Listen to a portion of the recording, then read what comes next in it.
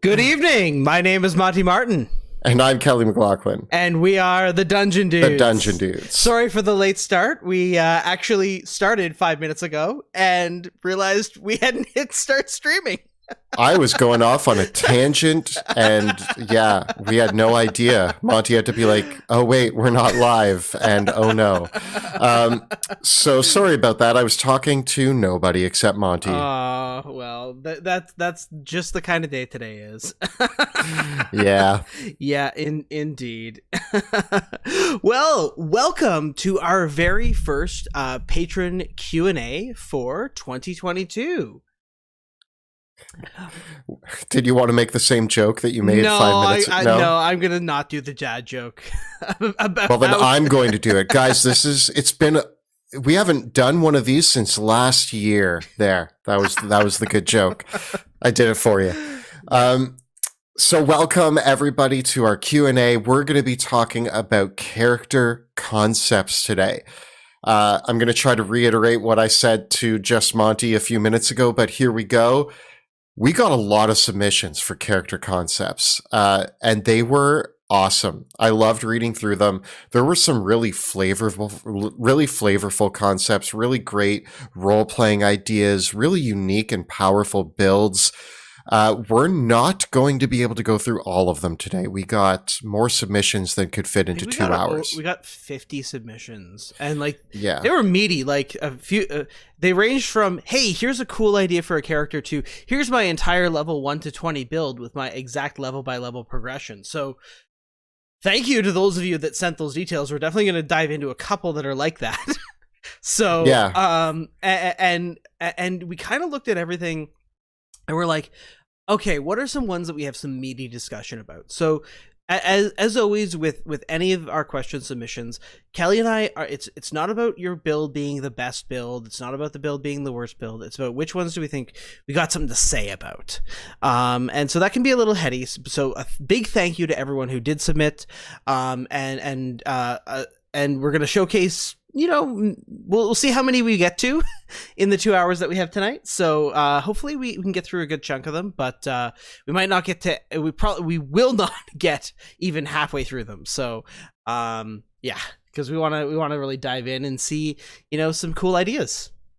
If we didn't pick yours this time, keep submitting on future Q&As because we're going to try to do more regular versions of these types of Q&As. So keep on submitting them, and we'll keep reading them. That being said, why don't we get started?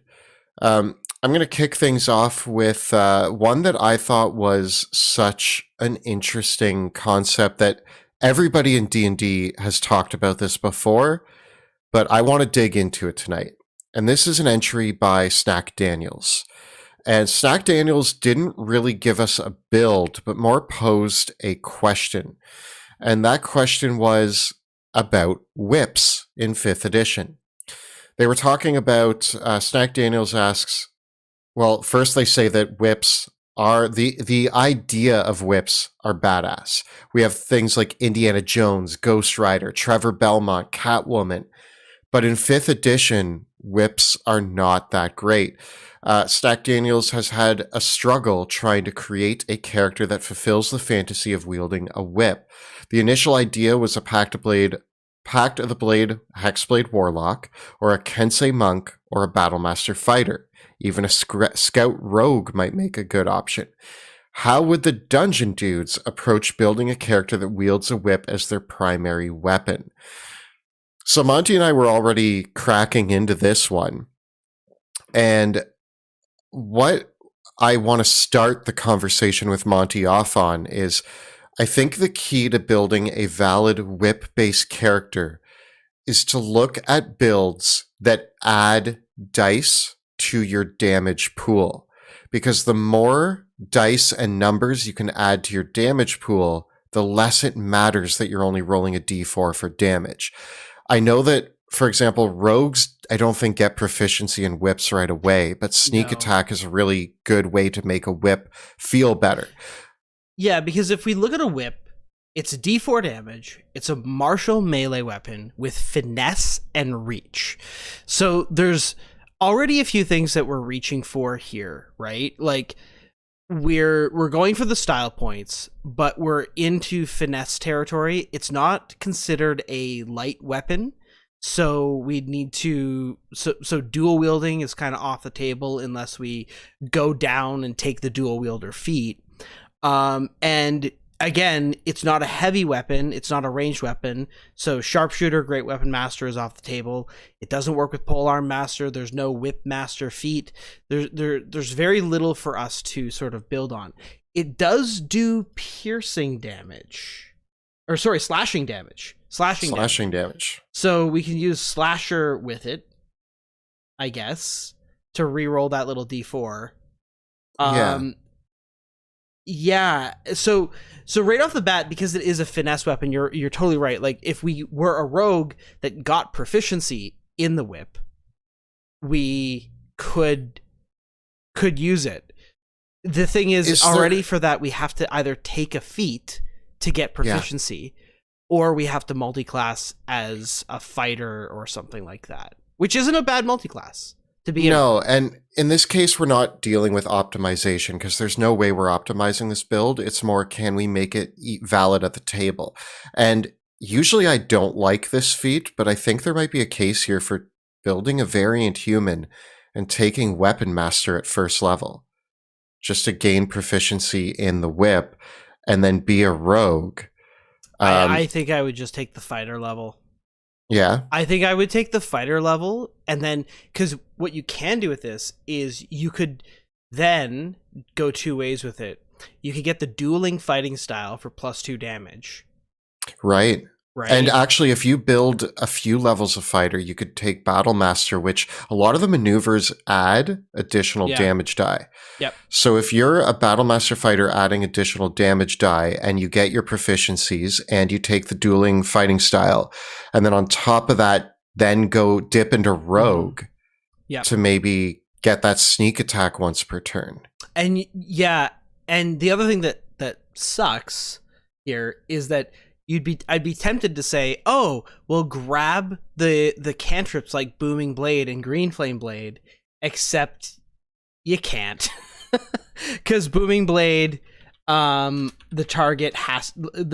Booming Blade, the target has to be within 5 feet of you. So like it has to be like the spell explicitly says within 5 feet, and I think Green Flame Blade is the same.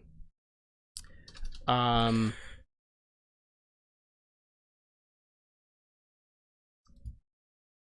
think it's the same. Maybe Green Flame Blade. It is the same. It has to be within 5 feet of you, right? So you're losing the advantage. Like you're not gaining the advantage of even using the whip anymore as a because it has reach, right? The next question then is about this is there a more valid build other than Battle Master Rogue multiclass? Does the Kensei Monk or the Warlock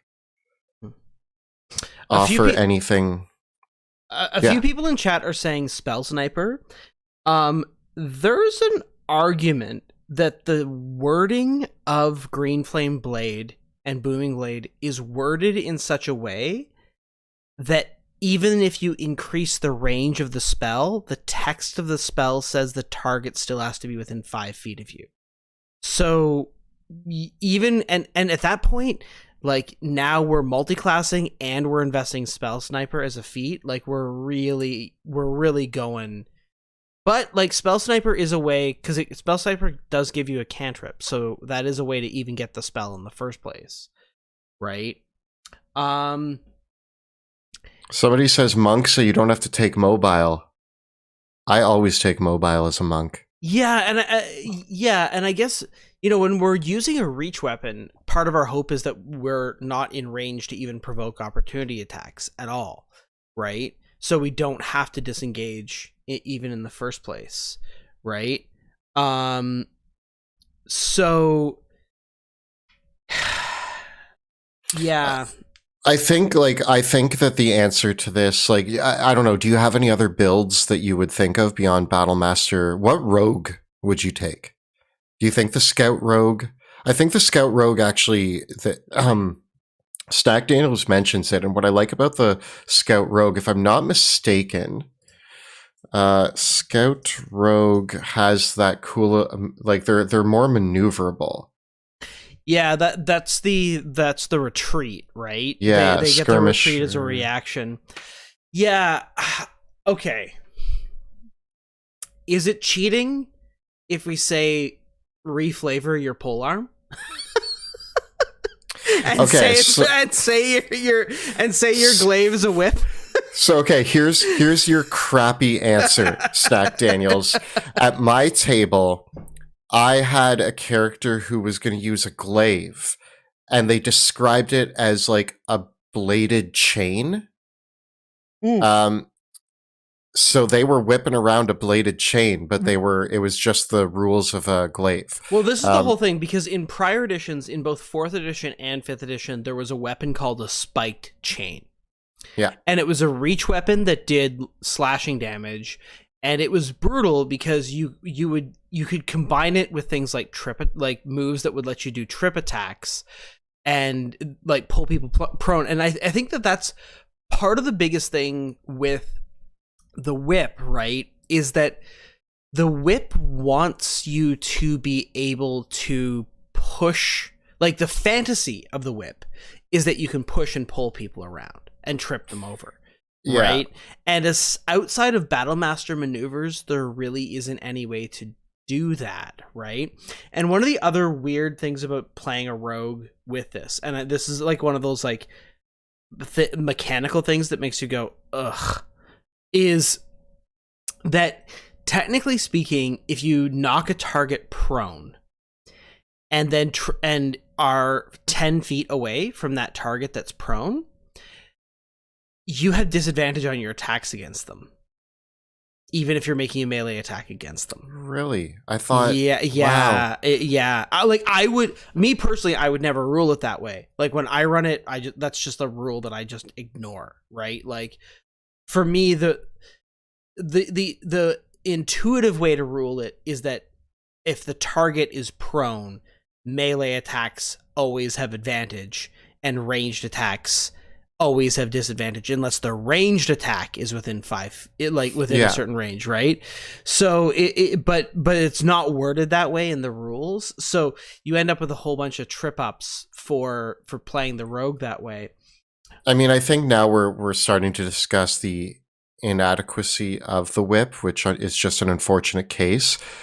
Somebody does bring up, though, that can you, as a monk, eventually replace your 1d4 whip damage with your martial arts die as your martial arts die increases? Assuming you're a Kensai. Yeah. Right? And actually, I think that the other thing that is possible here is that the monk optional class features are there's a feature called dedicated weapon for the monk that was added, where you can choose a weapon basically you can choose a weapon that you're proficient in, must be a simpler martial weapon, and it must lack the heavier special properties, and that weapon can become a monk weapon. So you don't have to be a Kensai to do this, as long as you're getting your proficiency in the weapon through some other way. But now I think there is an avenue okay, here's the question for you, Monty. What do you think adds more value? Fighter multiclassed with rogue to get sneak attack, or fighter multiclassed with monk to up the damage die permanently? Well, I think here's the issue, and this is the crux of the matter with the monk question, right? Is that if you're using a reach weapon as a monk, you're trying to take advantage of that reach. Well, your unarmed strikes still don't have reach, so you can whip somebody twice, and I guess you can deliver a stunning strike through that. but you're losing out on your ability to use your martial arts and flurry of blows abilities under that. Well, luckily, most monk subclasses screw you over with that anyway and make you do other things with your bonus action. But yeah, it's a tough call. I think at the end of the day, the final point is that you're probably doing some sort of multi-class. And Snack Daniels, I think you're on the right path with the options that you've presented here. The goal is to, I think, look for something that adds the most damage on top of what you're already doing, which I think with the Battlemaster maneuvers and Rogue Sneak Attack is pretty good. But I could see arguments for the monk.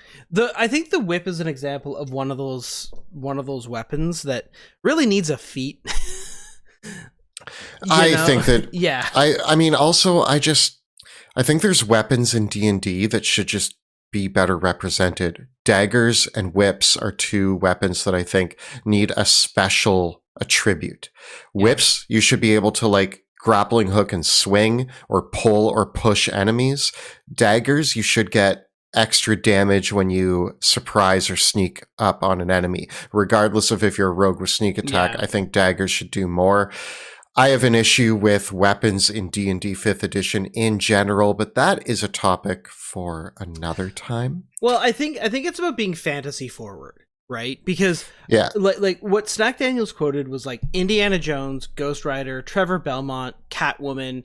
Like these are all superheroic characters that use whips, right? Because in reality, a whip is a torture device, not so much a weapon, right? Yeah, it's a torture device and a tool.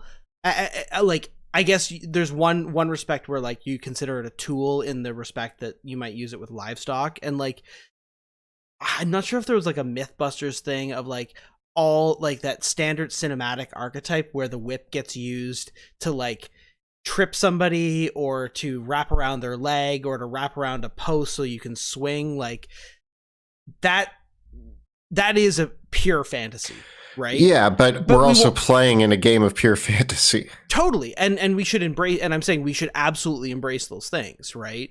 Because like unfortunately reality doesn't give us a lot to go on if we're looking for inspiration for what to do with a whip. Like we actually have to look at these fantastical examples to see, well, if a whip was used in a weapon in a fantasy context, what are some things that fantasy characters might do with this weapon that it was never used for in real life, right? Yeah.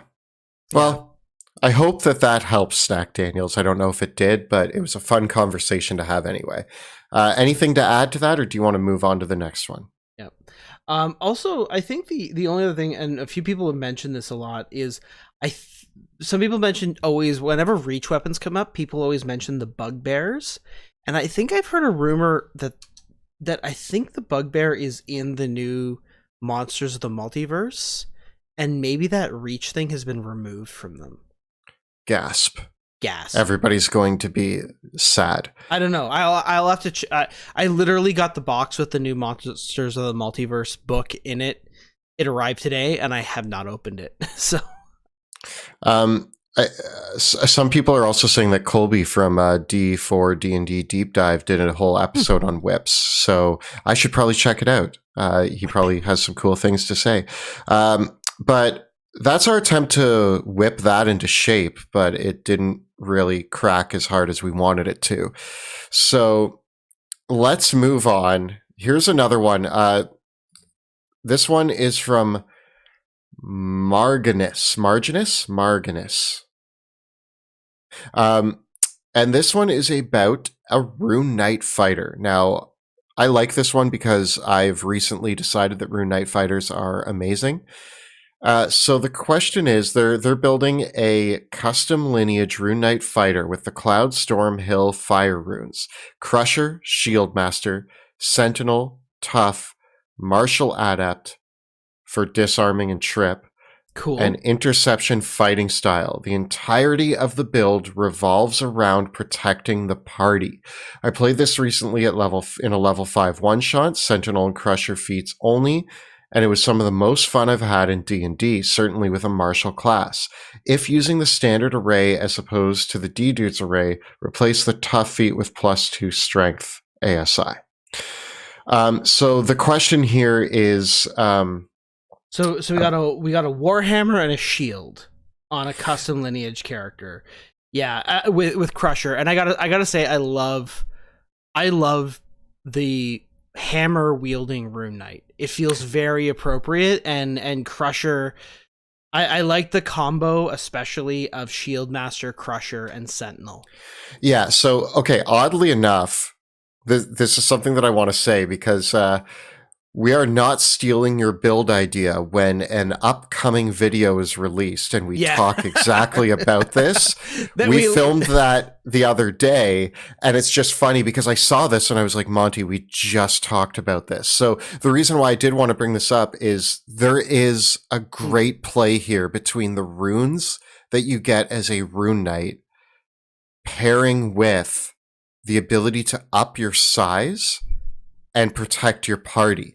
One thing that we discussed that I actually think is really important about the Rune Knight being a protector is when you up your size. If you're playing with miniatures and battle maps, this is really important.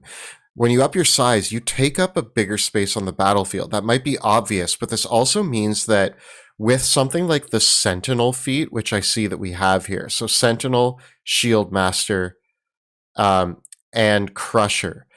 Your area that you can lock enemies down with Sentinel, it grows exponentially. So I think that that's incredible. I think that the Rune Knight has a really distinct ability to be their own wall on the battlefield.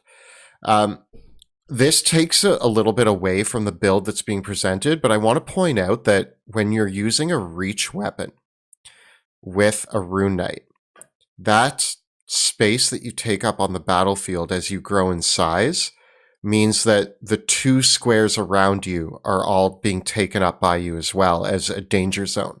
So you can actually, by level, what level? At level 15, you go to a... No, it's level 18. So it's kind of hard to build for the huge size, because that's also when you get the extra reach on top of it too. But like you're right, because like you think of a standard character that occupies 1 square, right, 5 feet by 5 feet, and then you threaten the 8 squares around you, right? So when you increase your character to large size, you now occupy 4 squares, right, total. So you've quadrupled the number of squares that you occupy. And even with a regular 5-foot reach, you now reach into all the squares around you, which is actually 12 squares. So your total footprint goes from basically 9 to 16. It's huge. And that's where, if you use a reach weapon, it's even more insane. Like it's a huge, and people in the chat are noting the Bugbear was not nerfed. Cool. So everyone's going to be like, okay, so do this with a Bugbear. Okay, so you're a Bugbear with a polearm. Now the trick is, I still think that what Marganis is how I'm going to say this. What Marganis is going here is definitely the shield and hammer build, which is completely valid. We're just riffing on other ideas. If you give your character a polearm, you lose out on the extra protection that a shield grants you.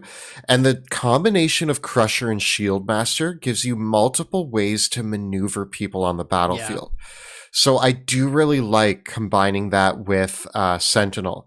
One thing that I will note, as a protective character, sometimes I've found when I'm playing a protective character, I cannot get where I need to be on the battlefield in good time. I want to note that most of the runes work on, or actually all the runes work on ranged attacks. They aren't limited to melee attacks. They just work, like there's only one rune, which is the fire rune, that requires you to make an attack, and it works with melee or range. So like you can be a melee or ranged Rune Knight. But also this means that as the protection build that you have here, if there's an enemy that's causing trouble and you can't get to them and they're hurting your allies, huck a javelin and lock them down with that fire rune, and that might save the day. So don't forget that the fire rune has applications even if you're not right up next to them. Yeah. And one thing I will say, like, we love the cloud rune when Colby used it in our recent game, because he redirected a plane shift onto another enemy. But I think the cloud rune doesn't really come into its own until higher level play. So I would probably Morganis here has gone with the cloud, storm, hill, and fire runes, which is exactly what I would do. At level 3, I would definitely have the stone. I might consider the stone instead. I think the stone is going to do more to help you protect your party by incapacitating somebody than redirecting a single attack with the cloud rune. Yeah, keep in mind that until level 15, you only get one use of these per short rest. Yeah. So I found that the more that we looked at it, there are cases, again, like Monty said, at high play, the cloud rune can be game changing. But deciding when the right time, like if you're fighting a bunch of goblins, redirecting one goblin attack isn't going to save the day. When you're fighting a creature that's going to try to plane shift you, redirecting that plane shift is game changing. Yeah, and like the cloud rune is crazy because it's when you or a creature you can see within 30 feet of you is hit by an attack roll. So, and then you can move it anywhere else. So if you get to redirect an attack from that, it doesn't even involve you, right? It could be your ally, the wizard is getting hit with an attack, and you redirect that attack to another enemy that's 30 feet away. It's not like this really, it's the least restrictive you could possibly imagine it being, aside from having a range, right? Like there's no roll, there's no, you use your reaction and you transfer it. And because when it's hit with an attack roll, it means that it works on melee attacks, it works on ranged attacks, and it works on spell attacks. So that's why it works on something like plane shift, because plane shift requires a melee spell attack when you're using it offensively. Yeah, and I think that where the cloud rune comes into play, again, why I would save it for slightly higher levels, mid-tier, is again, level 1 and 2, you're fighting goblins, zombies, skeletons, whatever. As soon as you start fighting creatures that can land massive attacks, I saw somebody in here write about an assassin who dropped their big attack on them and they turned it against the enemy barbarian and killed them. Yeah, that's when it's cool, when you have enemies like an assassin who can drop a huge hit on you, and you're just like, no, I'm now's the time. Yep. That's when it becomes really cool. But I think fire rune all the way, all the time, and your storm and hill essential. Check out the stone rune, and it's pretty good. Yeah, at earlier levels, I think. I think that getting Crusher, Shieldmaster, and Sentinel is what you want to beeline. I don't think I would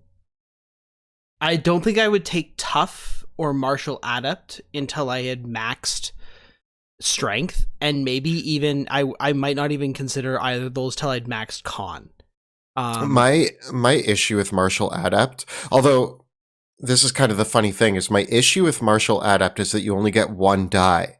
But really, that is kind of like just gaining another rune that you get to use once per short rest. So I can see that trade-off of like, it's kind of like an extra rune. But I find that for one of your feat choices, I wish Martial Adept gave you 2 dice. Two choices, 2 dice. And especially for the Rune Knight, because the save DC of your runes is based on your con.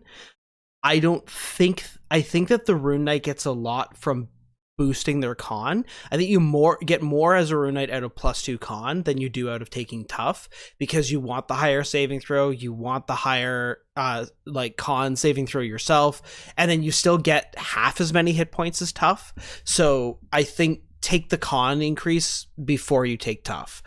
And then the interception fighting style, I'm not a huge fan of. You know, But what would you take instead? We're aiming for protection, so I just think that with the interception fighting style with this character, you have too many things competing for your reaction. Fair, right?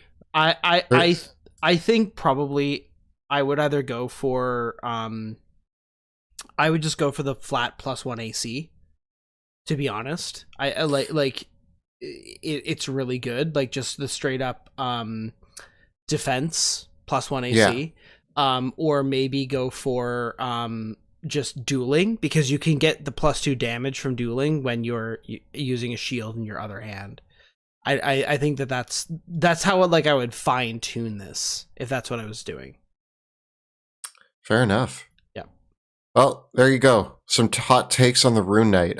Excellent protective character. I think it's in my top. Is it my second favorite fighter? It might be my second favorite fighter.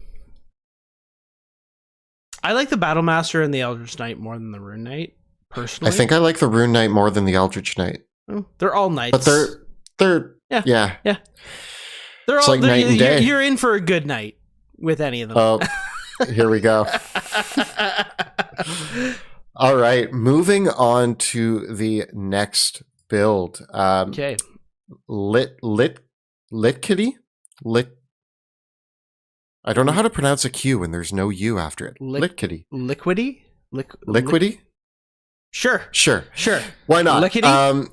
Lickety? Lickety split. They are creating a Furbog, Circle of the Shepherd Druid that focuses on summoning.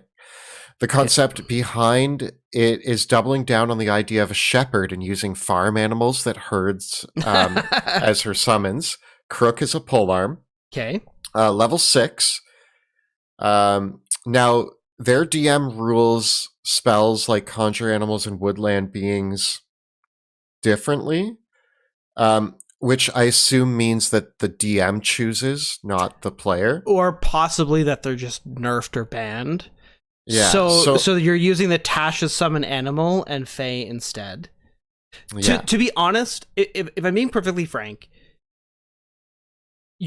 I respect your DM's decision to retire those spells in favor of the conjure animal spells. If I was doing this, I would just make it that the Shepherd Druid's features synergize a little better with the Tasha's summoning spells.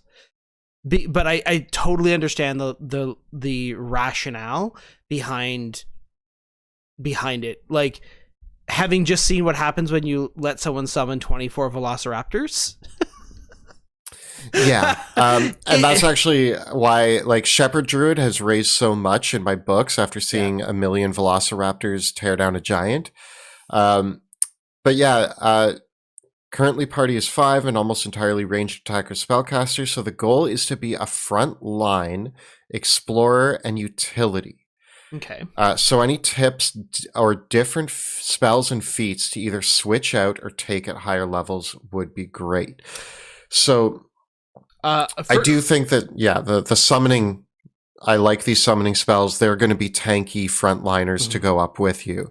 Does the Circle of Shepherd Druid, are they going to be okay on the front lines?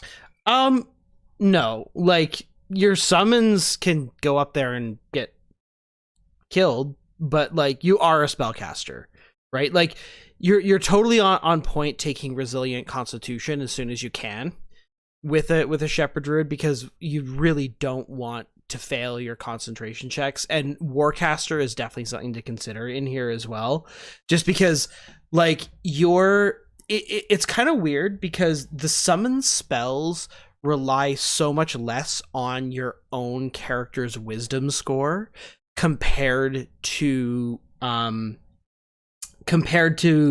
what you actually get, right? Like summon Fae as an example, right? Which is a really good like sort of example. It uses your spell attack modifier, which is fine, but spells that make attack rolls are actually pretty efficient, especially ones like this.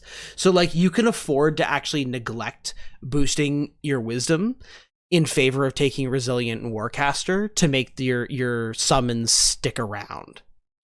Yeah, and I think in terms of the build here, you're going to be, I think, obviously, you're going to want the Unicorn Spirit a lot, because I would take a few healing spells, probably Healing Word, mainly because you can heal somebody as kind of a way to boost up all of your summons as well with the Unicorn Spirit. And then obviously once you get level 6, this is going to help out a lot. So you want your summons on the front line while you probably lay down something to kind of, you can only concentrate on one of the summons, right? So you can't get both summons out. This is where it's tricky with a Shepherd Druid, because you end up taking like conjure summon animals and summon Fae, and then you look at the rest of the Druid spell list and go, where's all my non-concentration spells? Yeah. Right? Which makes it tricky to go, okay, what are you actually going to be casting in the midst of like your summons doing other cool things, right? So this is where I think as a Shepherd Druid, having a spell in your arsenal, like, you know, and you can't even use like something like Create Bonfire, right? Because Create Bonfire is concentration. Produce Flame isn't. So you can use Thorn Whip, you can use Shillelagh, you can't bring in Entangle, but you can have Healing Word on hand, right? This is an interesting thing though, is that 2 spells that are pretty good for low level play that Druids do have on their spell list are Ice Knife and Erupting Earth. Yeah. I was also thinking like, okay, if we want, maybe I'm off on this, but I'm trying to think of a way that they can also be on the front lines, but not in danger. And I think if you have your summon in play, this might be another case for the mobile feat with Shillelagh and running in, smacking people with your, like, whoever your summon is fighting, you run in and smack them and then are able to back away as well. Yeah. So they're stuck in combat with your summon. Well, you can hop in and hop out and smack people with Shillelagh just as like your go-to cantrip. But I also think there's other cantrips that can help out with kind of being utility support. When I think of something like, oh man, why am I forgetting this? Is it Chill Touch? That Chill Touch stops healing. Yeah, but you're not gonna get Chill Touch as a Druid unless you really bend over backwards to get it. What? Okay, I need to look at what cantrips they get. Now, the thing is, you could take Magic Initiate Cleric and get and get things like Sacred Flame if you wanted to have it through that, and you could also get Toll the Dead that way. I also think that there's a case here as a support utility frontline character, Frostbite being a decent cantrip because it does give disadvantage on the next weapon attack. So that way, while you're mauling enemies, you're also, with your summon, you're causing them to gain disadvantage on their attacks. So I do think that could be a good go-to as well. Yeah, it's tricky. It is tricky. That I think that's the one thing with the Shepherd Druid that always kind of turned me off with one, because I have recently played a Blade Singer that has Conjure Fae as a go-to spell. not conjure Fae, sorry, summon Fae, the Tasha's Mhm. one. And Yeah. the Blade Singer is cool with a summon because you can summon something and that thing can fight for you, and then you just run in and start tossing down booming blade, and you know, as a wizard or a sorcerer, you have all sorts of other non-concentration utility spells, like things like Dimension Door and Misty Step and Vortex Warp, and other damage dealing spells that you can throw down, which a druid really doesn't. Like, it's really shocking when you start, like, if you go into D&D Beyond and go to the druid spell list and hit concentration no as your filter, you really like, you go, oh. I'm going to do this. Concentration, no. Let's see what we got. We've got... Not a lot. Not a lot. Not a lot. Oh, they fit on... Wow. Yeah. Yeah, okay. Yeah, it doesn't even go over to the second page. Yeah. Yeah. It's... that's across the entire spell list. Like, it's not Gross. a lot. And it's even fewer if you then filter out ritual as well from that, right? Mm. So I think that somebody in chat brought up what is it, using Thorn Whip to drag enemies into the range, into base contact with your summon as well. Yeah. So yeah, I think that there's some fun plays here. Between Thorn Whip, Shillelagh, or Frostbite, I think that you can add some utility to your character. I really wish that Shepherd Druids had like some sort of cleric-y thing, like getting heavy armor. They don't need to hit hard, but I just feel like they should be able to stand up there with. Yeah, but again, you have the cleric, summons. you have the cleric armor restriction as well, right? Which is kind of or the Druid armor restriction. Yeah, the Druid armor restriction. I'm sorry. They wear wood, you know. If I don't know, when a druid's like, there used to be a spell called Ironwood in prior editions that you could use to make a suit of plate armor that was made out of wood that was as hard as iron. You know what I think about that Druid armor rule?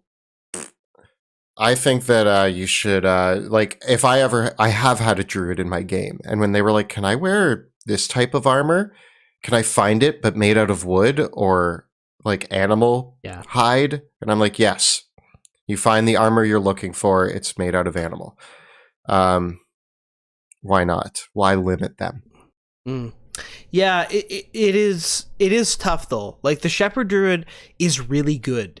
The Druid is really good, but it's tough when you commit to that concentration spell and then realize how little else you have on the go, right? Beyond that concentration spell. And that's why, like, conjure animals and conjure woodland beings are so strong in the counterpoint, because they're much more inclusive over what you can summon depending on how your DM rules it. So it often means that you get to do a much more varied things, like summon flying mounts or summon dryads and summon like things that do interesting things other than just smack stuff. So it's tricky. Well, did we so I guess, yeah, any tips, any other spells or feats, any feats that we think that this druid should take? We went over resilient for sure, Warcaster for sure, maybe Magic Initiate if you want to get more cantrips. Is there a play here for taking either Shadow Touched, Fey Touched? Could you benefit from meta magic? I'm just like spitballing here. Well, but this I guess there is a cool play to take the meta magic adept so you can at least quicken one of your summons and still dish out like a cantrip. Yeah, that said, the Spirit Totem is a bonus action anyways. Right. So you can already put down your totem and bring out your summon. So I think I would go Resilient, Warcaster, maybe Magic Initiate. And like in this specific case, because we're playing a Fear Bog, we already get a whole bunch of cool spell-like abilities. So. People are saying yes for Fey Touched. Fey Touched is really good, but like, okay, in this case, Fey Touched is going to give you Misty Step. And People are saying, I see Dissonant Whispers to provoke opportunity attacks from your summons. Or Silvery Barbs, of course. Or Silvery Barbs. Okay, there you go. We solved it. Actually, taking Fey Touch to get Dissonant Whispers is a good play. Yeah. Yeah. Keep things away from you and get opportunity attacks with your minions. Yeah. Actually, Cool. Getting Dissonant Whispers and Misty Step on your... Yeah, that adds a lot. Right? I like it. I guess you could take Telekinetic, too. To bump people around?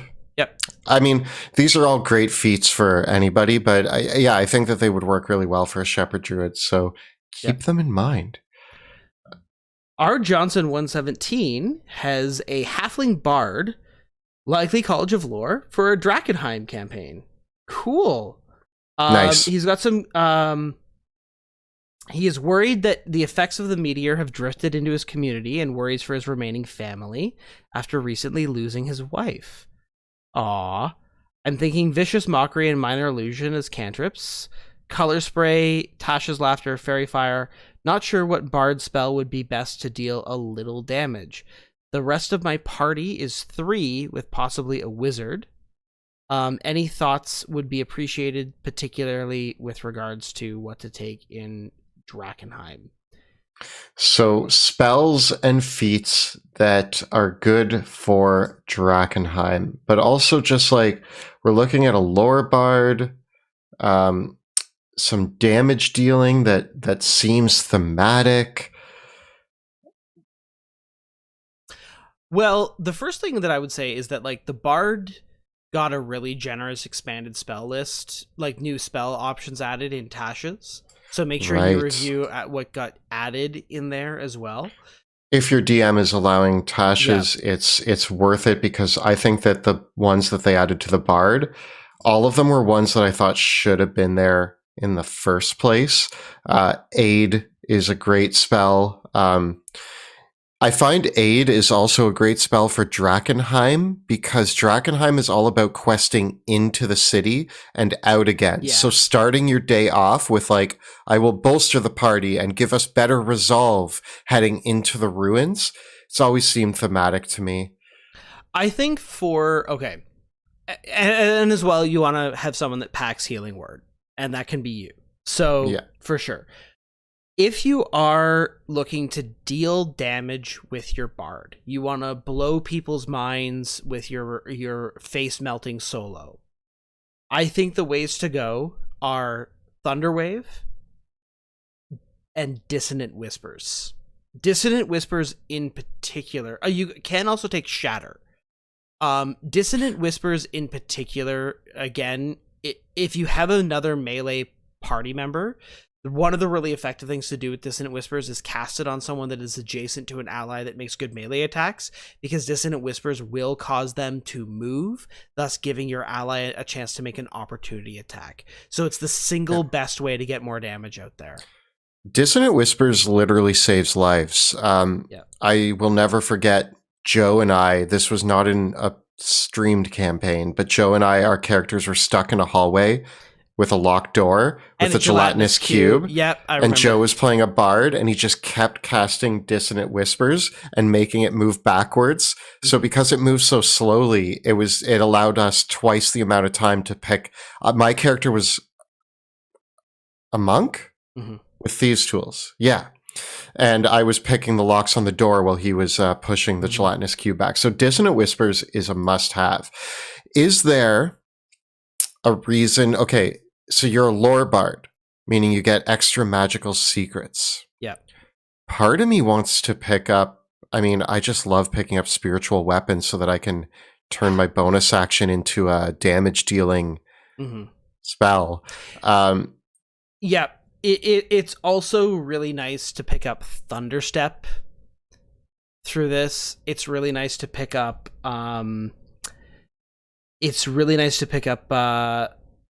you can get Thunderstep here, you can get Vortex Warp here, you can get Fireball here, you can get Counterspell here.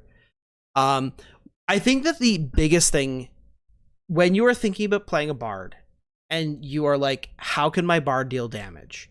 You just really have to ask yourself, what are the ways that I can help my party members deal more damage, and as a result deal more damage in the long run, right? Because like even a spell like Fairy Fire, that spell alone could do more damage by granting advantage to another party member than any of your other first level spells. You know, there's an article that Monty sent me when I first got into D&D, and it was about wizards, but I think it applies here as well. I don't remember who wrote the article, and it makes me sad, but the article was written very cheeky. I was pretty sure this was Chris. Really? Yeah. Oh man, that's awesome. That's awesome. Yeah. And the whole idea was that you as a spellcaster are going to do all the work to make you win the combat. Meanwhile, the fighter and the paladin and the silly meatheads are going to pretend that they're the ones doing all the work. Mm-hmm. And so it's like, you are actually the star of the show. And a lot of people undervalue what utility and support can do to a combat encounter. So when you're looking to deal damage, the spells that give your party the edge in combat. Hypnotic Pattern is not a damage dealing spell, but it can end a combat encounter. You know, another super secret weapon though, for those low levels of play for bards, never forget that bards get heat metal. Oh, okay. Because there you go. Because now you're gonna deal some damage, and you're gonna debuff your enemies at the same time. When I briefly played a bard, I had this 1-2 punch that I did. The DM allowed it, but I don't see why it wouldn't work. I had a heavy crossbow as my bard, and I would shoot enemies with a crossbow bolt, and then on the next turn heat the crossbow bolt that I stuck in them. So it was like, if they weren't wearing any metal, we were fighting some awakened trees, and I shot one of the trees with a crossbow bolt, and then on my next turn heat metal on the crossbow bolt, and it just started burning them. So yeah, I love heat metal. It's great. It can be tempting to get Spirit Guardians as a lore bard. I think this is a risky play. You can deal a lot of damage with Spirit Guardians, but lore bards are not tanky like clerics are. And so, like, unlike a cleric who can get heavy armor, a shield, can beef their AC up to 20, can focus on having a high con and a high whiz, as a lore bard, often you want to have a good dexterity and a good charisma, and so constitution and dexterity are kind of fighting to be your number 2, and you really don't want to get that close. So concentrating on Spirit Guardians can be pretty risky for you, even though when it does happen, it's great. So consider that one carefully. Yeah. Cool. Jory Sanders says, I have a character concept based on the 17th century lesbian icon Julie d'Aubigny, a French duelist and opera singer. First of all, I love finding awesome historical references to research for character options. And also, this is a great place to draw inspiration from. This is such a good bard. Like, French duelist and opera singer. Yeah. Yep. So I would build her. So on our bard kit, it's staying on the bard kick. I would build her to be mostly dex-based, single weapon, rapier, melee combatant to lean into her story and how good of a duelist she was, with magic mostly being support and buffs. But I'm thinking of being a human or Azamar. Her instrument would be her voice. Check with your DM on interpretations of that, if that's acceptable. Some DMs will throw that back at you. Just be careful. I would allow it, but some DMs won't. She seems like a natural swords bard, but I'm not married to that subclass because I know it's not optimal. So I guess I'd like helping her with optimizing with either multiclassing or feats to help her power factor in case I play her with others who are playing S tier subclasses. I would seem having her multiclass fighter could make sense. I don't mind leaning into magic more if that will help with the power creep. Ideally, I like her to hold her own in melee combat and not feel overpowered. So Jory, I would say first of all, you got to remember with the Bard is that the Bard is so good that a Swords Bard, even if it's not S tier for Bards, is still playing with the other S tier. Like a Bard is still the S tier class.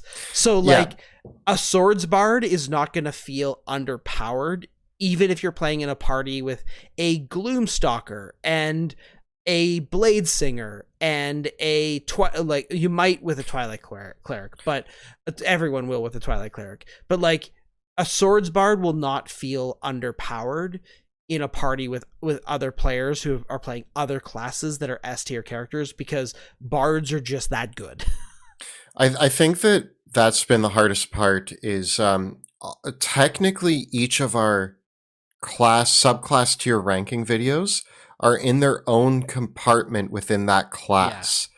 So we're not comparing them a D-tiered Bard is not the same as a D-tiered monk. We're looking at each class in its own compartment. So if we're ranking classes, I think Bards and Paladins are probably my S tier classes in the game. I'm also going to declare my personal bias. I don't like multi-classing spellcasters. I'm someone that personally, I always feel that getting the next level of spells is almost always better than anything you can get for multi-classing. Flat out. There's arguments to be made for very specific things, but generally speaking, unlocking a new spell level often does so much in a transformative sense for your gameplay that I think that unless you have something very specific in mind that you want to do, you should always carefully consider it, especially with a Bard, right? And especially with the Swords Bard, because the build that you sent us on D&D Beyond, you're a level 3 fighter and a level 3 Swords Bard. And if you were a level 6 Swords Bard, you'd already have extra attack. You'd already be able to cast 3rd level spells, and you would already be able to get your Bardic Inspirations back on a short rest, so you could use your Blade Flourishes more regularly. Whereas that multi-class split, you're getting Action Surge, you're getting more martial weapon proficiencies, you're getting Battle Master maneuvers, but I feel like I'm not sure. I would rather take the 6 levels of Bard personally. What do you think? I think one thing that we need to keep in mind is kind of what we said with the last entry as well, is sometimes the best thing a Bard can be doing is changing the play at the table using support and utility that gives you the edge in combat. So I think having more spells for your Swords Bard and more spell casting gives you openings to lay down something on the first turn that makes it easier for your Bard to step in and blade flourish their enemies to death. And I think it's also worth noting as well that you're also gaining the opportunity for an ability score increase or a feat, right? I think in this case, if you did want to take the fighter levels, I would probably start taking the fighter levels after level 6. Personally, yeah. But I think with like the right spell choices, again, the ones that we've already talked about, if you're using things like Dissonant Whispers, as a Swords Bard, causing enemies to move away from yourself even is pretty good, or getting them into a different position. If you cast Fairy Fire and then you go in with your swords, having advantage on every attack, Battle Master is one of the best classes in the game. But one of the biases of 5th edition is that spellcasters are generally going to be better.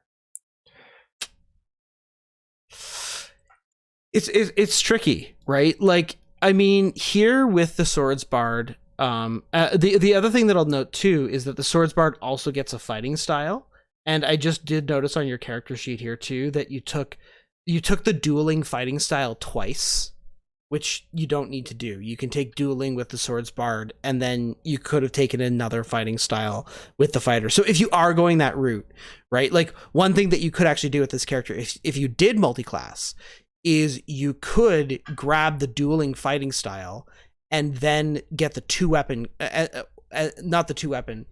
You get the dueling fighting style, and then you could get like the protection fighting style for +1 AC. Do bards get Fog Cloud? Do bards get Fog Cloud? I think they do. Because if they do, there's a really compelling play. I was making a build that revolved around this the other day just for fun. So maybe this isn't amazing, but I just happen to be looking at it. They don't get Fog Cloud. But no, I see where you're going with this. You're talking blind about fighting style. But yeah. but that actually is an interesting idea. It's very not very classical duelist. It's more of a Zorro move, I think. I 100% was designing it on like my sneaky killer character, but it felt like such like a ninja move. You throw down the Fog Cloud and then you stab everybody. I mean, you could grab that through a magical secrets, but that would be a bit of a and it's not one that you can easily get through a feat to cast it multiple times, right? But you know what a bard can get? Darkness. And if you take Eldritch Adept and take Devil's Sight, can you get it? Wait, can a bard get darkness? No, I actually don't think a bard can get darkness. Who's lying here? Chat. I don't think bards can get darkness. Chat. You have failed your investigation check. Is it on the Tasha's list? No. Okay. Is it on the Tasha's list? No, it's not. For bards, I don't see it. So you cannot get darkness. You can't get darkness, because that would be cool. That would be super cool. That would be a cool way to make it work. But no, unfortunately, it doesn't. I mean, that said, if you want to go this far with it, and you're going to concentrate on a spell, it is a higher level spell. But when you're level 7, you can get greater invisibility. Right? So, yes, although the blind fighting would be cool, right? Like, that's again where the multi-classing thing works against you, right? Like, so if you're going to multi-class to get the blind fighting style, and you want to get that fighting style, and you want to get the darkness spell, well, you're really close to getting greater invisibility and extra attack, right? So it kind of is one of those things. Greater invisibility actually would be a go-to spell for me with this character. Yeah. Right? Yeah. You know, the other thing that I do think is valuable though about something that you would love to be able to have as a bard, and as particularly as a swords bard, because the best thing that the Blade Flourish gives you as a swords bard is the one that adds to your AC. That's the really good one. And so another spell that is worth trying to get through multi-classing or some sort of shenanigans or magical secrets is actually Shield. Right. So this is one of those cases where, you know, where you could get really tricky with the swords bard here is taking 1 level of sorcerer. Because if you take 1 level of sorcerer, now you can have Fog Cloud, and now you can have Shield through your sorcerer level. And so that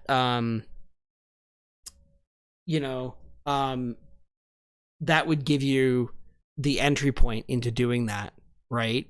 A few people also talk about taking 2 levels of Paladin as a swords bard, but I feel like if your concept here is I feel like Paladin isn't working for this concept. For the duelist opera singer concept? Now, of course, you could get Fog Cloud and Shield by being an Eldritch Knight instead of a Battle Master. True. Right? But I don't know which is the right way to go about that from there. I have a hard time being sold on multiclassing bards. I just love bards too much to multiclass them.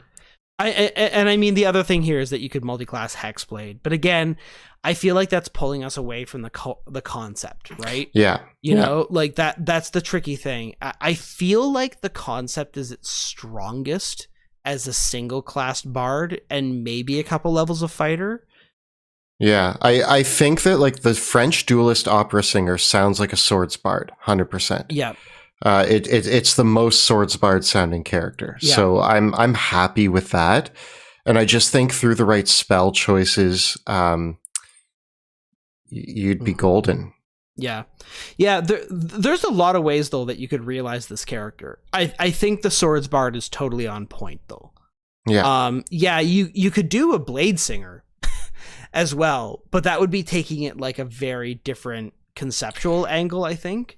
Yeah, I think then you're doing a lot of reflavoring, which isn't a bad thing. Yeah. But you have to imagine how you're gonna play that. I also like, and like given her cunning, she might be up for some trickery as well. Like this is where this character could do some really tricky things, like use spells like Dissonant Whispers and Suggestion to gain leverage in the middle of a duel. Right. Yes. Or using, or even just using Fairy Fire, because that's the whole thing. Like if you're looking for advantage on your attacks, you can it's just there. It's in Fairy Fire and Greater Invisibility are right there. Yeah. What did we say? What race we were picking for this?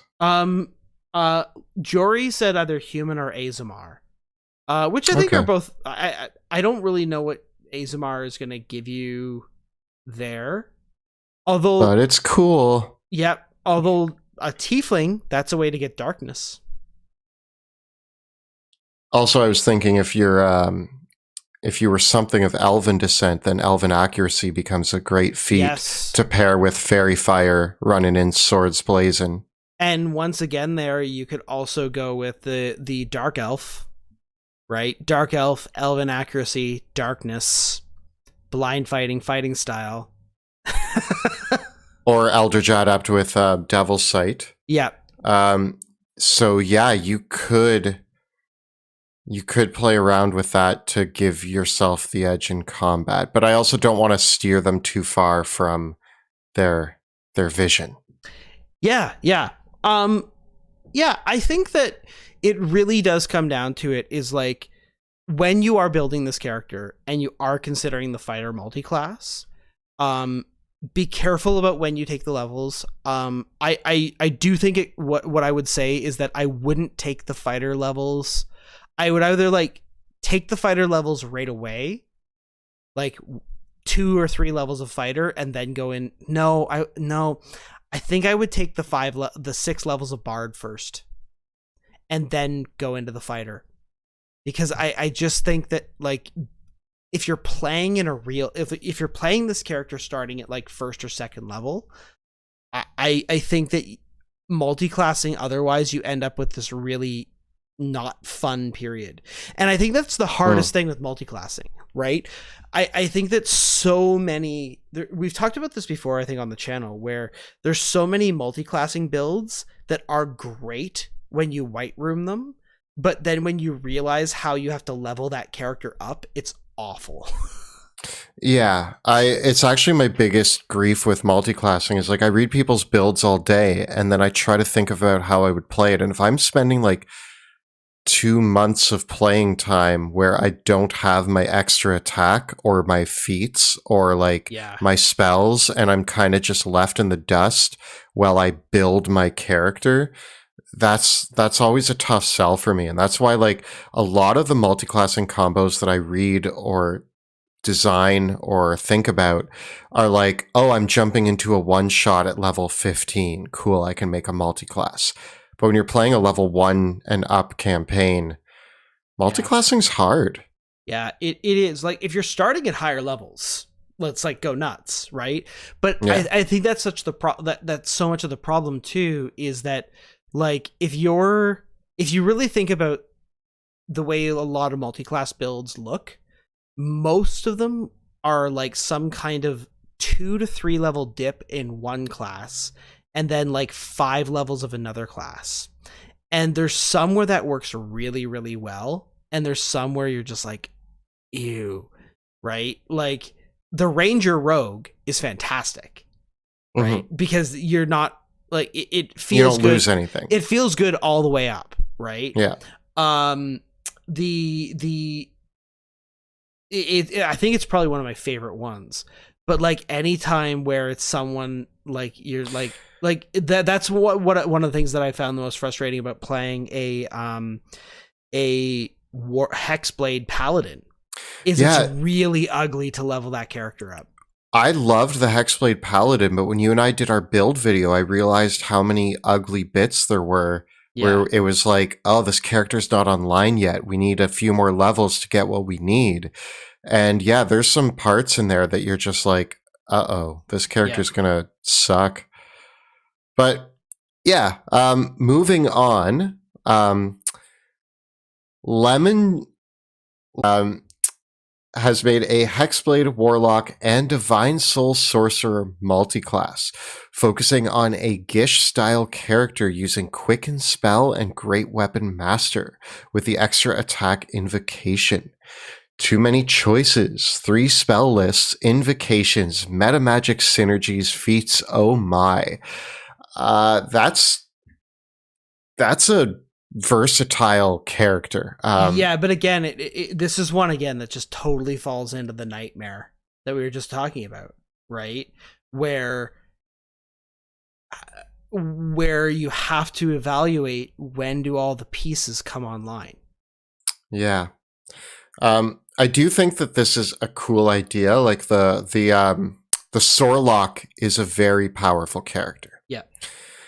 So already you're doing the Sorcerer Warlock, which we know is good. You're taking the best Warlock and one of the best Sorcerers, but you have a lot of spells to choose from now.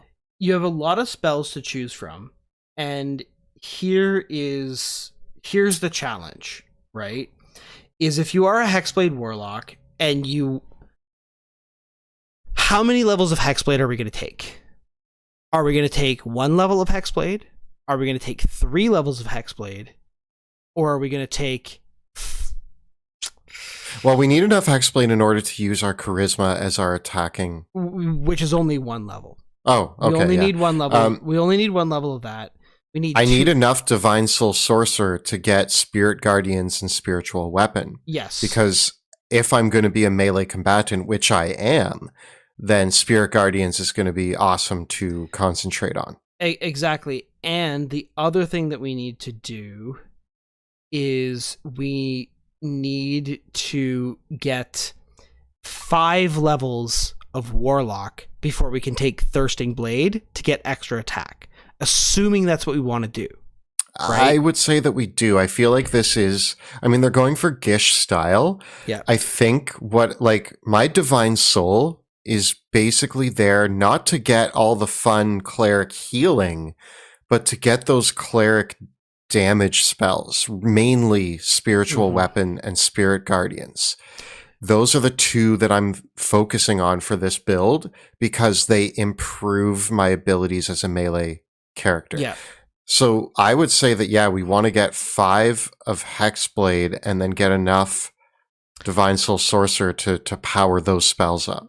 I think we want to take if we're really min-maxing this, we want to take our first level as Sorcerer, so we get proficiency in Constitution saving throws. Okay. Then we have 1 level of Sorcerer. And you know what? Let's take 2 levels of Sorcerer. Okay. All right. I'm with you. Because now we have meta magic. Right? This is what meta magic do you think is going to lend itself to this character? This character is going to take Quicken Spell. Absolutely. That's what we said. We're going to take Quicken Spell. Yeah. We're going to take the 2 levels of Warlock. So we take the 2 levels of sorcerer to just get in the door on meta magic. And then the ugly part starts. Now, does meta magic happen at level 2? I'm pretty sure it does. That's when we get Font of Magic. No, we need to be level 3 for meta magic. We get Font of Magic at level 2, meta magic at level 3. Okay, so I'm gonna go back. See, this is what's hard, right? Because what I want to do, thinking out loud, is I want to get my stuff that I want from Sorcerer, and then do 5 levels of Hex Blade, and then go Sorcerer the rest. That's what I want to do. So we need 3 levels of Sorcerer, 5 levels of Hex Blade, and then the rest Sorcerer. Yeah, right. Yeah. But I don't know if that's the right order to do it in. I don't know whether you should just do 1 level of Sorcerer just to get the Constitution saving throw proficiency, 5 levels of Hex Blade, and then go Sorcerer and never look back. I feel like that's the way to do it. Do you lose anything? Okay, well, here's an argument against this. Hexblade Warlocks are great, period. Yeah. So there's nothing wrong with levels 1 to 5 just being a Hexblade Warlock. And then once you're level 5 Hexblade Warlock, you're probably one of the better damage dealers on the battlefield already. You can take a few levels to build up your Sorcerer after that. So is there a case here where you do 5 levels of Hexblade and then go into Sorcerer after? I think you can. I think the only reason why you would take that 1 level of Sorcerer to start would be to get that con save proficiency out of the deal, right? Right. That's why you would do that. And then you're gonna take Eldritch Mind. You're gonna take so that you have advantage on con saves. Mm-hmm. You're gonna grab Great Weapon Master as your first feat, and you're going to then have a ton of be pretty solid from there on out. Yeah. So with your ability to concentrate on spells and not lose them, again, drop Spirit Guardians, run into combat. Yeah. I you could even do what we talked about before with the Darkness Devil Sight combo. Yeah. And do Darkness Devil Sights or Darkness is concentration though, right? Yeah. I mean, yes, you can get Eldritch Mind for concentration protection, but you want Eldritch Mind and Constitution saving throw proficiency. You just having the Constitution saving throw proficiency and Eldritch Mind is so much better than having one or the other. If you can get both, right? So yeah, I think that I would do it that way. Are there any other key sorcerer spells that you think this class benefits from other than those 2 cleric options? I mean, the only issue with it, with the Divine Soul thing, is that it's going to come online pretty late, right? Right. You know, you're gonna eventually have you're not gonna get Spirit Guardians till 10th level, and right, which is fine. It's still going to be awesome when you get it. It's still going to be awesome. You're actually probably with this build gonna feel stronger than a paladin, right? Especially if you have Eldritch Smite, right? You're gonna feel like an arcane paladin with a lot of the messing around with the warlocky sort of stuff, right? So I think it's gonna work. Yeah, it actually seems like a pretty strong build. I'm into it. Yeah. There's a lot of choices that you need to make, but I think we detailed some of the key components. Yeah. From there, you're just kind of flavoring, season to flavor. Yeah. Yeah. The next one we have, this one's a big one. I think we got an entire character concept written out here. We did. This is from Rory. Oh, I missed. Who is it from? No, I actually am having trouble scrolling down to see. It's from Pike? Oh, no, it is Rory. Rory 150. Are we sure? Nope. No, I'm not sure actually. I don't know why the screen is being funny and not letting me scroll. Yeah, it's from Pike. Okay. Yep. All right. Pike has given us a large character concept here, playing a Kobold Drake Warden Ranger, themed around a mystical ninja archetype. I heard you like dragons. Yeah, so now you're a dragon riding a little dragon riding a bigger dragon. I'm a little dragon that has a little dragon that's going to grow into a big dragon, so that I can be a little bit dragon on a big dragon as I fight dragons. I hope that you are in a campaign that has a lot of dragons in it, because this is anyway, we're dragging this on, so let's go. So in my current game, he's wielding a whip. Interesting. Somatic components are hand sign. Okay, cool. Level 3, we rolled 46, dropped the roll list, re-rolled ones, ended up with some busted scores. Yeah. Yeah. So if you are playing in a game with a DM who is doing 46 drop lowest, re-rolling ones, that's really generous. That's really generous. Strength +0, Dex +4, Con +4, Int +2, Wisdom +4, and Charisma +2. Yeah. Huh. Yeah. Fighting style from Ranger is dueling. Fighting style from Fighter, toss up between archery and defense. So you're going to take 3 levels of Battle Master, and you're going to take 3 level and Drake Warden Ranger, and they're going to do 5 levels Drake Warden, 3 levels Battle Master, then Drake Warden from there. Okay, I don't think you gain enough from the Battle Master levels. I kind of feel like I wouldn't even bother with the 3 Battle Master levels here. Because the Drake Warden, you really want to get the Drake features sooner and trust the power of this Ranger build. You know? I think one thing that this character does want, that they're excited about, is so they are using both weapons and a bow, and when they're riding their dragon, using the bow is kind of iconic. So I'm wondering if there is a case to be taken for the feat that gives you an additional fighting style. So they want to be a battle master so that they can use the whip to pull items out of people's hands, or to slyly pull their legs out from under them so my Drake can pounce on them with advantage. It's cool. It's cool. Is it good? Yeah, it's cool. Thematically, it's really cool. Like, this is the tough part, is I don't want to play the optimizer here too hard. And I want to say that, like, what they have here is a really neat build that sounds super fun to play. I agree with you that, again, multi-classing can get a little clunky, and we might gain more from just upping that Drake as high as we can. Yeah. But there is something to be said for an additional fighting style, some Battle Master maneuvers. It ain't bad.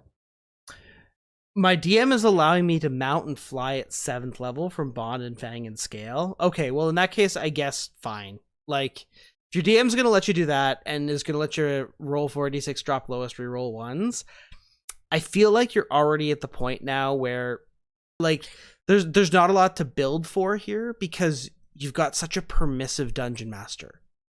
It's a big challenge. Like I would start asking your dungeon master for, like, nice magic items next. This DM sounds so generous. Like, I'm even looking at feats. I was going to say, why did you take the chef feat? I feel like there are better options, until I saw that the DM is rewarding this as an RP option because they make the food for the party. Oh yeah, the DM's giving you chef for free. Yeah. Okay, well then, yeah, chef's a great pick. You're the party chef, and that's exactly why you should have chef. I think chef is a great reward feat. but I also Yeah. think this DM is really nice, and I hope that they can challenge you. I mean, I personally think, straight up, I think that you should take the archery fighting style, and I think you should take sharpshooter to make your DM regret their life choices. Yeah, if you grab if you take sharpshooter with this character, your DM's just gonna be like, oh. Keep in mind that both trip attack and disarming attack work on ranged attacks. So not only can you whip it out of them, you can shoot, but if you have your bow yeah. and you do take archery as your other fighting style, you take sharpshooter, you can be riding your dragon, shooting items out of enemies' hands, tripping whoever, and staying in the air. Yeah, this is going to be wild. Yeah, I think that I think for sure the the idea of being able to like, and especially like if your DM is going to let you mount and fly at level 7, I would be just beelining right for that. I would go to level 7 and then take the Battlemaster Fighter levels, and I would get sharpshooter like as soon as possible. Like I think that I would even, you know, I don't, martial adept I don't think is worth taking until you actually have the fighter levels. Personally, because you only get one superiority die from it, so it's not really there. And I do want to say that like you really like the idea of ripping items out of people's hands, but you don't know how often you're going to be fighting people who have things in their hands. If you're fighting a dragon, there's nothing to rip out of their claws. Unless the story goes there, right? Like it's one of those things that can be clutch, but disarming attack is really going to depend on how often your DM is throwing you up against humanoid enemies who use manufactured weapons. And I would say as a DM, maybe for me, like at most it's 50% of the time. I like disarming attack because I think when it does come up, like I love the moments, which this is even less. This is probably going to only happen 10% of the time. But when there is a MacGuffin, there's an item, there's like something that you're trying to wrestle away from the enemies and they're trying to escape with it, and you just get to keep knocking it out of their hands. Yeah. It's fun. It's great. So I like the flavor of it. It's not my go-to Battlemaster maneuver, but I do really like the implications of it. Another cool thing to just know is like your summon beast and like your other you have a lot of other ways of generating advantage as a ranger, and some interesting ways to do this with your summons, doing things like shoving people to knock them prone and stuff like that. So you can consider those sort of things. This is actually one area. Hey, you know what? Rangers get fog cloud with the blind fighting style. There it is, folks.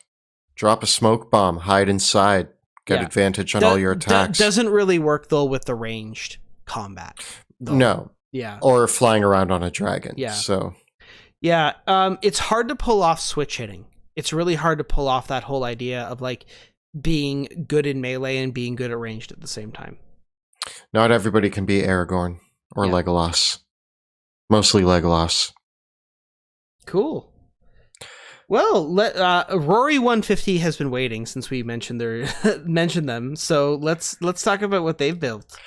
Rory is a new player. Haven't played much. Only 2 one-shots, but they've watched all of Drakkenheim, and that's more important than playing D&D. I think I've learned a lot from your videos and watching you play. They're playing an Aberrant Mind half-elf sorcerer designed for a Drakkenheim campaign, Mageborn background. Love it. This sounds like Sebastian 2.0. Yeah, is their name Sebastian 2. Crow? But But honestly, that makes me happy because I feel like maybe I inspired you. So thank you. I feel I'm going to take that. I'm going to take that as a compliment, and even if you didn't mean to. And honestly, go for it. Like, don't feel bad about you know, in your Drakenheim campaign occupying the narrative space that Kelly did. It was a fun character to play, and you should own it and experience it if you want to do that, right? If I made Sebastian Crow again, he would be an Aberrant Mind, and obviously the Mageborn background was designed around Sebastian. But yeah, they're having trouble deciding on feats versus ASI, as well as spell selection and meta magics, and how this should all sync up. Feats of interest are Ritual Caster, War Caster, Meta Magic Adept, Telekinetic, and Fey Touched. All really good options, and honestly, yeah, it's less a question on which ones you take, but what order you should take them in. I think Meta Magic Adept should probably, for the Sorcerer, the sooner you take Meta Magic Adept, the better. Meta Magic Adept is especially good on a Sorcerer because it adds to what you already have, which kind of like the Battle Master Maneuver feat. It works best where you already have it, because adding 1 extra die and 2 extra maneuvers to your Battle Master Maneuver feats is better than only having 1 die and 2 maneuvers. And same with the Meta Magic Adept. Adding a few extra meta magics is better when you already have meta magics. In terms of meta magics, I think Empowered Spell is a go-to that everybody should take. And with this character, Subtle Spell for sure. Like, even though you can cast your spells through your Aberrant Mind feature, you still want Subtle Spell for everything else. One of my biggest regrets is Sebastian. And again, this depends on how you're going to play it. If you are playing it like Sebastian, which means you're going to try to be the face of the party until you realize that Veo has better persuasion than you. But anyway, you're going to try to be the face of the party. And if that's the case, having suggestion and other like kind of charmy spells for the social interactions, because Drakenheim is equally combat, but also intense social encounters. Yeah, and that's why there's an interesting thing that I want to point out. I think your spell selections, like you got Mage Armor, Shield, you got Web, Invisibility, Misty Step, Mind Whip, Phantasmal Force, Vortex Warp, Fireball, Counterspell, Haste. You got Ride the Rifts. You're going to take Polymorph and Greater Invisibility. You're going to take Animate Objects and Synaptic Static. All great stuff. With your Psionic spell list, you're going to take Suggestion, but you said you're going to swap Sending for Hypnotic Pattern. And I'm going to say, you want Hypnotic Pattern, but in Drakenheim, you should keep Sending. Because there's just the social interaction and the faction intrigue is a case where you will find in a Drakenheim campaign that Sending spell actually has a purpose. And actually, going off of that, they were going to replace Summon Aberration with Scrying. But I want to point out that in our campaign, you cannot scry inside of the city. Yeah. So although you might be able to scry on Camp Dawn if you're going against the Silver Order, or Emberwood Village, if you're hoping to scry on people inside the city, that's actually one of the limitations we have. So summoning an Aberration might actually work out better for you as some extra protection going into the city. But that also depends on your DM. Maybe your DM is like, nah, we're allowing scrying. Forget what those guys wrote in their book. In which case, sure, it's cool. Spy on everybody. Yeah. In terms of the role playing, because you're wondering how to role play, you're actually drawing inspiration from Constantine and stuff like that too. Great, right? Oh. In terms of how to roleplay your character, in terms of loyalty to the Academy for their teaching versus rebellious free imaginative spirit, I think that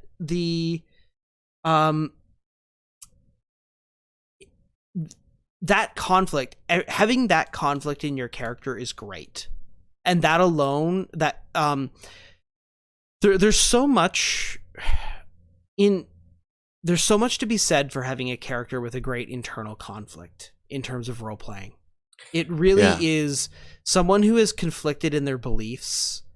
Someone who is a bit like, I'll say this, I'm a huge hypocrite in so many respects in my own life. I have contradictory beliefs about things. I'm inconsistent. I mess up. I make mistakes. I procrastinate. And those are great traits to roleplay.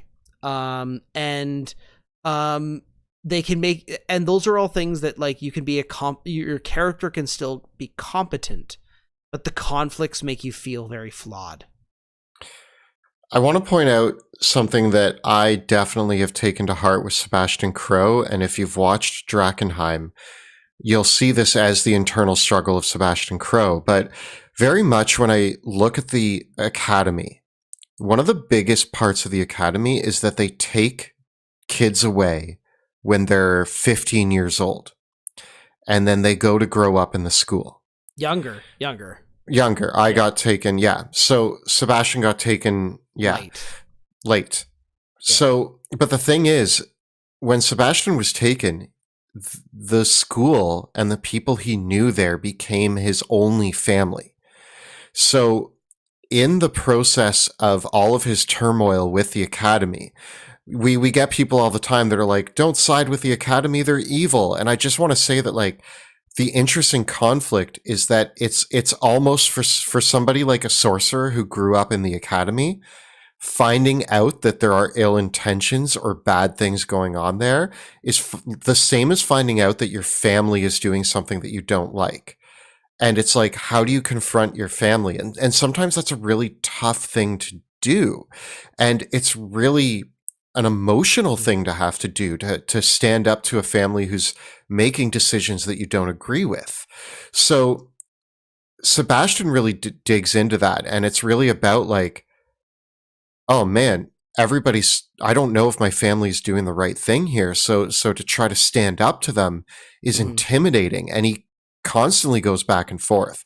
So I think if you play with that as a role-playing element of like loyalty to the Academy for their teachings, but versus the rebellious, free, imaginative spirit, you're doing it. You want to carve your own path, but there are limitations and rules that the Academy, who is your family, have put in place for you. So try to think of times that you've rebelled and gotten in trouble with your family and what that felt like. And that can really inspire the role playing. And when it comes to bonds and flaws, they can actually be contradictory. You could have a bond to the Academy being like, I am loyal to them. They're my family. I respect them. But your flaw could be that you're just a rebellious person by nature. You like to do things your way. And so these two things can conflict, but that makes an interesting character, in my opinion. Yeah, I think I totally agree.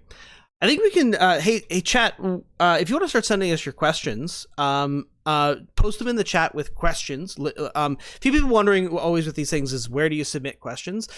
These all come to us from our patrons. So if you are interested in following along with this and in a future Q&A, all of our patrons, we usually do a poll that comes up anywhere from a day or two before the Q&As, where patrons can submit their questions that we then choose from on this. We, as always, we don't always get to all of them. We do try to take a couple questions from chat about character building and things like that, or build ideas as well. But if you are interested in getting those in that way, you can always do that through our Patron as well.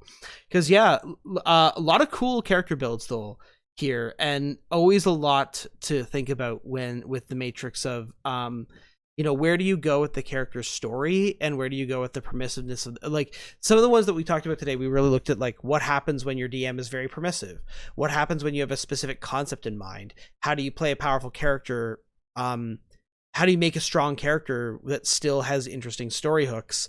How do you manage all those things?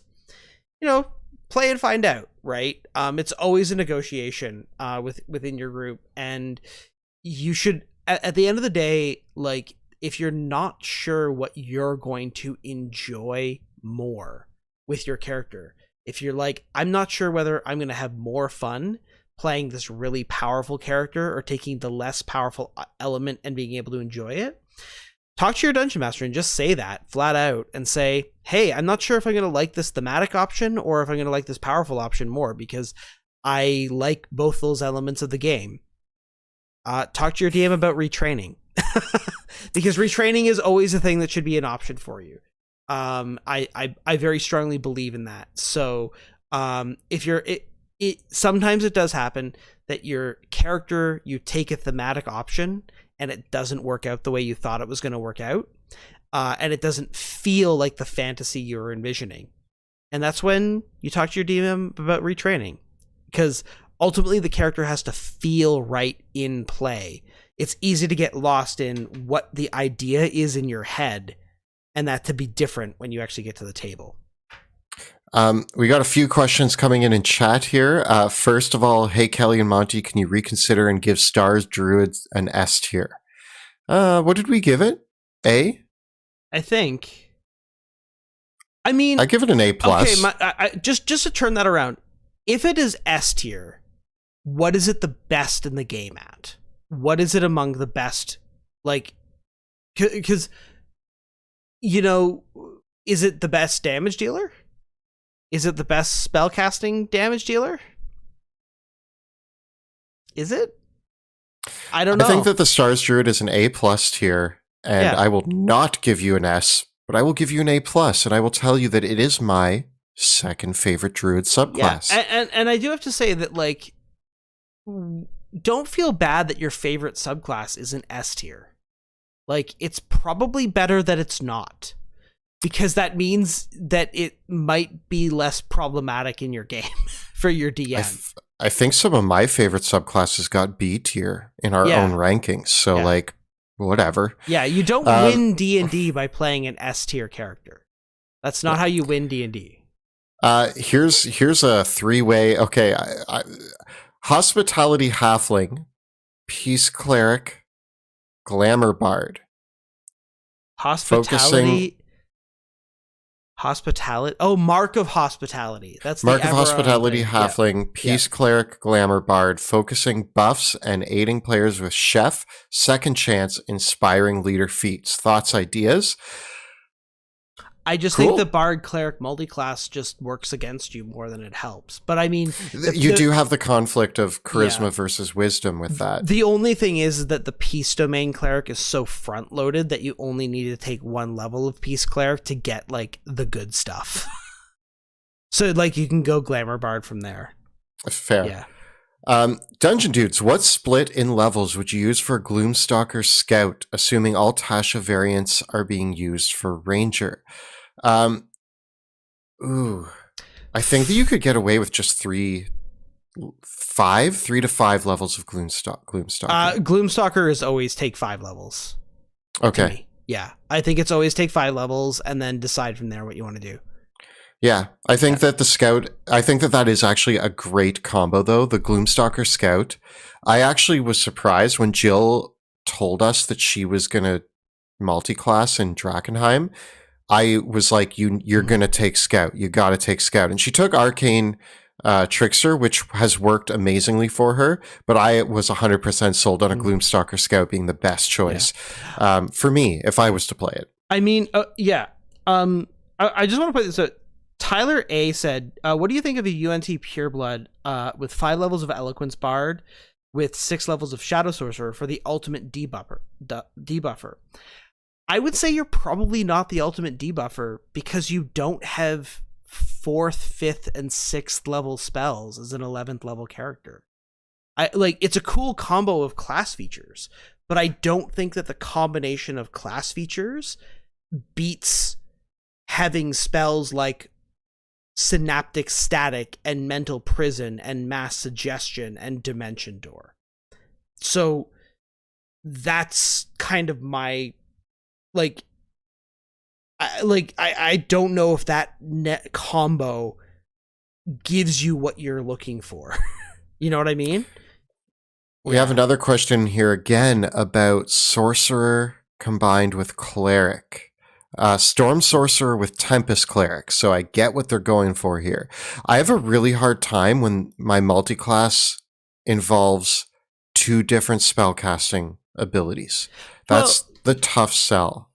This one is all okay. So this one is all about the Storm Sorcerer Channel Divinity. Yes, which is why I think it is cool. It's just, I just think it's one where like Channel Divinity is the specific Tempest Cleric thing. Like it's such a one shot thing. You know what I mean? Like because the way that this Tempest the whole ability, right? Channel Divinity, Destructive Wrath, right? When you roll lightning or thunder damage, you can use your Channel Divinity to deal maximum damage instead of rolling. Well, you get to do that once per short rest. And I just don't like, I don't think that it's like a cool one-off trick. And actually so if you're going to take one level of Tempest Cleric, like one level of Cleric, and the rest as Storm Sorcerer, I think that's super cool. I just and I think you're going to get a really impressive lightning bolt out of that, or a really impressive like you can actually get a really impressive witch bolt out of that build. Right? Yeah. But then my question is, okay, so after you did that, how's everything else going? Right? I got two here that I'm going to give a quick answer to. Why is Ranger Rogue one of the best multi-class options? Please don't take it seriously. Well, my answer for you is to go watch season 1 of Dungeons of Drakkenheim and find out. It just they're both classes that like you get the good stuff fast. And okay, here's another one. And you don't lose anything either. Like the level 6, 7, 8, 9, and 10 of Ranger and Rogue have good things, but they don't have as good things as level 1, 2, 3, 4, and 5, right? So you don't mind giving up those higher level abilities, and that's why Ranger Rogue works so well compared to the Spellcaster multiclasses. Because with any Spellcaster multiclass, you always have to ask yourself the question is, am I giving up more by not, like, am I getting more than what I would be getting at those breakpoints when I don't have the higher level spell? Yeah. Similar question. What do you think of an Owlin / Aarakocra Gloomstalker 5 Rogue 15 Sharpshooter Crossbow Expert? My answer is that your DM is hopefully experienced and not a first-time DM like I was when I dealt with a flying Sharpshooter Crossbow Expert. It can be tough. But you will feel like the best sniper in the world when you're a flying Ranger Rogue. There's something to be said for if you're playing that character with an experienced DM with other players who are comfortable with a high power campaign, sure. But if you're playing that character with a group of new players with a newer DM, I feel like you're kind of taking advantage of them at that point. Right? Like there is this is the icky, like I'm all about playing powerful characters, but like I try, one of the things that I learned, and I learned this because I played a divination wizard in Kelly's first campaign, and that wasn't very fair to Kelly. Right? I didn't know what was going on. Yeah, he knew more than I did at every turn. So like you have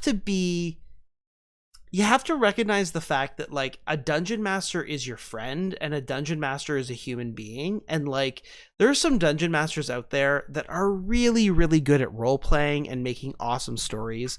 But like, I do have to say, there's this idea out there in our current D&D discourse that the dungeon master is a game designer for us to set with dungeon masters, because dungeon masters are friends playing a game with their friends, and they're not professionals that are making a game for money. So like if your DM is making money and you're paying them, then it's fine to expect them to behave like a professional game designer. But otherwise they're your friend and you're hanging out. So be fair. I do think that the more I've DM'd, the more I've learned that all that I really am doing at the table when I'm at my best is playing D&D with my friends as well.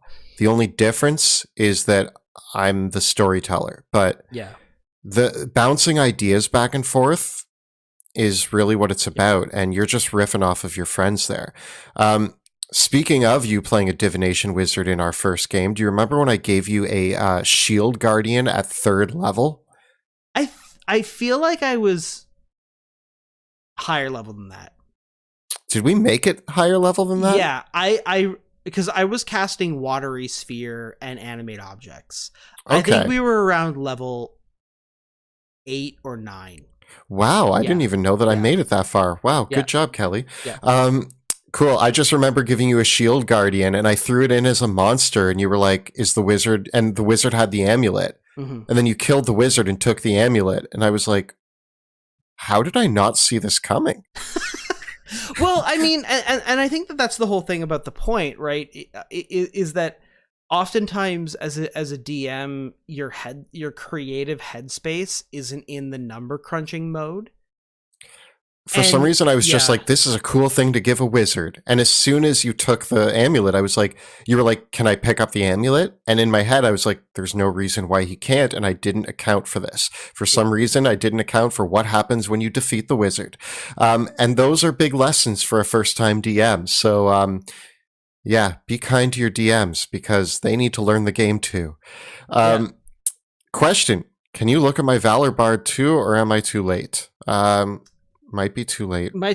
Can't quite look at your Valor Bard entirely, but I think that a lot of my Valor Bard advice follows the Swords Bard advice. So check back earlier and maybe get some ideas about that. Yeah. Valor Bard and Swords Bard, we have a lot of the same ideas for. Would you rather Favored Foe or Hunter's Mark? I don't think it's an either or thing. I think it's which one fits into your current action economy. Right? It's more that's a battlefield choice, not a character building choice. Because you kind of want to see which one you get the first opportunity to use. Question, how did I not see that coming? I was a brand new DM. It was my first time running D&D, and I was focused more on creating cool combat encounters than thinking about what happened when my players got their hands on the items. Yeah. Didn't think of it, and I just threw it in because it looked like a cool monster, and I didn't realize the implications until afterwards when I read it. I probably didn't read Shield Guardian thoroughly to understand what was going on. And this was the case with a lot of my first time DMing. That first campaign was a lot of me winging it. I do want to say I ran this campaign before even reading an official module. I jumped into the DM seat and said, I'm going to homebrew. Let's go. I can do this. And I kind of just started making it up without actually reading very much at all. Which is why now I have a channel where I tell people not to do that and to do a little bit more prep work and understanding of the game before you decide that you're going to run a homebrew adventure, and at least read your monster stat blocks. So why didn't I see it coming? Because I was new, naive, and confused. Yeah, indeed. And I mean, that's the whole thing, is that this is a messy game. Right? Like, this is a game with a lot of rules and a lot of interactions and a lot of stuff layered on top of it. And it's easy to miss stuff. Right? I still miss so much stuff. Oh, yeah. All the time. Like, it really, really is easy. So, like, be fair to each other with your character builds. And when you're putting these things together, and, you know, don't be afraid to try things in play and revise things as you go along, right? There's no sanctity to a D&D story. Like, there's the sanctity to the act of playing D&D, but, like, it's okay for your campaign to be a bit of a mess. It's okay for your character to be a bit of a mess too, as long as it's a fun mess. Yeah. Yeah. Well, it's 8:00. Yeah, that's our evening. I gotta have supper. I don't know about you. Me too. Yeah. Well, thanks for all your questions. I'm sorry we got a flood just in there. I mean, I bet we could do this one night where we just do questions from chat. For those of you that are wondering, we do have a Patron. We do have a Patreon with our Discord community that you get access to as being a patron of our show. So if you want to send questions in for priority consideration with this, that's the best way to do it. Over the next couple months, we're going to be going back to our homebrew workshops. So we got a really good response to that last time we did that, where we did homebrew submissions. In the future, we're gonna focus them around a little bit more tightly. So we know that we're gonna do a homebrew workshop for feats, one for spells, one for monsters, one for magic items, and then one for subclasses. So let us know which one you'd like us to do first. That's as long as it's not subclasses. Because we know subclasses is going to be your number one pick, and that's why we're not going to do it first, because it's the hardest one. So what, other than subclasses and classes, would you like us to see us do a homebrew workshop on of those sorts of things? So, because we are going to do subclasses, but the problem with subclasses is that they take the most time. So we're going to wait on that. Also, we are coming back with season 3 of Drakkenheim, not next week, but the week after. So on February 8th, I believe, is going to be the date. We are coming back with Fate of Drakkenheim. So if you are not watching Drakkenheim, you can definitely check out season 1 and season 2, which are all available on our YouTube channel or as an audio-only podcast. And if you don't already know, we do have a book coming out. You can actually see a prototype of it right here. It's wrapped in plastic because I'm protecting it now. Yeah, but that is the prototype of our book that is coming out, Dungeons of Drakkenheim. So if you want your own dark fantasy adventure to run your players through, head to drakkenheim.com and you can grab a pre-order of the PDF that's coming out soon. The physical copies are set to ship in a few months. The PDF is going to be available in the next couple of days. If you missed out, if you already got in the Kickstarter, you can already get the PDF. So be sure to check that out. Yeah. If you have jumped into the Kickstarter, you should have an email. Check your email. You can download the PDF. Yeah. But the PDF is being released soon, so jump on it now. Get your hands on Dungeons of Drakkenheim and enjoy playing some terrible, scary adventures. Alrighty. They're awesome and terrible. Thank you all so much for watching. See you next time. In the dungeon. Bye. Oh, no, in the dungeon. I screwed that up. No worries. Later all.